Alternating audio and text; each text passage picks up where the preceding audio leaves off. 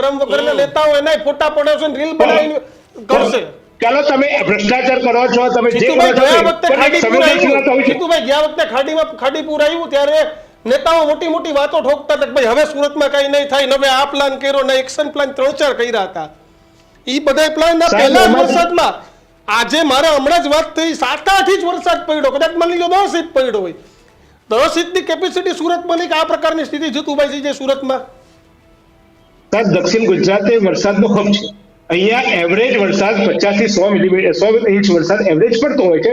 કોઈ જગ્યાએ 25 ઇંચ, કોઈ જગ્યાએ 30 ઇંચ. બધાને જ્યાંથી સુરત છે ત્યાંથી ખબર છે કે આટલો વરસાદ અહીંયા દક્ષિણ ગુજરાતમાં આવે છે. તો એ પાણી વરસાદ આવશે અને પાણીના નિકાલની વ્યવસ્થા આગોતરી રહેવી જોઈએ. સુરત આજનું કઈ મહાનગર નથી બનેલું, વર્ષોથી મહાનગર બન્યું છે, વર્ષોથી સમસ્યા આવે છે. શહેરની વચ્ચેથી તાપી નદી વહે છે, એ તાપી નદી ઓવરફ્લો થશે, ખાડીપુર આવશે. આ બધી જ ગયા વર્ષે નહીં, વર્ષોથી આ સમસ્યા છે.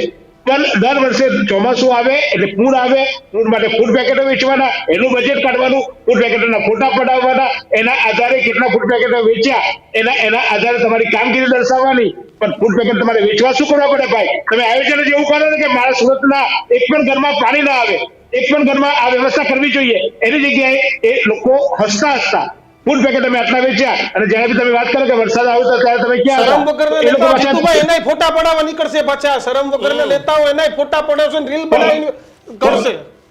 અરે આટલા તમારા મારા જેવાને કહેશે કે જરા કે ચલાવી આપજો ને, અમે આ જો આ વિસ્તારમાં મેં હોડીમાં ફર્યો છું. અરે સાહેબ, આ એ લોકોને શરમ નથી હોતી, અને શરમ હોવા કરતા એ પોતાનો આત્મા બી હોવો જોઈએ ને. એમના ઘરે બી બેન દીકરીઓ હશે, એમના ઘરમાં બી તો પાણી ભરાતું હશે ને એમના વિસ્તારમાં, એના વિસ્તારમાં એમને ખબર નહીં પડતી હોય. આજે નગરસેવક બન્યા, એના પહેલા એમના વિસ્તારમાં એમના ઘરે તો એમને કરી લીધી હોય.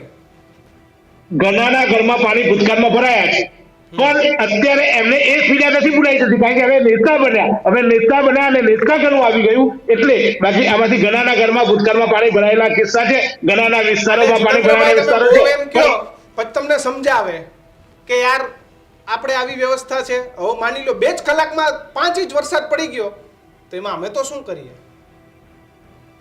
સાહેબ, આ કુદરતનો દોષ આપશે, પોતાનો દોષ નથી. સમજાવશે લિટરલી. સાહેબ, એ લોકો કુદરતને દોષ આપશે, એમ કે સાથે કુદરતી આફત છે, આખી આફતને કુદરતી આફતમાં ખાપાવી લેશે. ભાઈ, વરસાદ આવવાનો જ હતો, તમને મને ખબર છે. આ વરસાદ આજ નથી આવતો, વરસાદ વર્ષોથી આવે છે. એ વરસાદના પાણીના નિકાલની વ્યવસ્થા તમારે કરવી જોઈએ.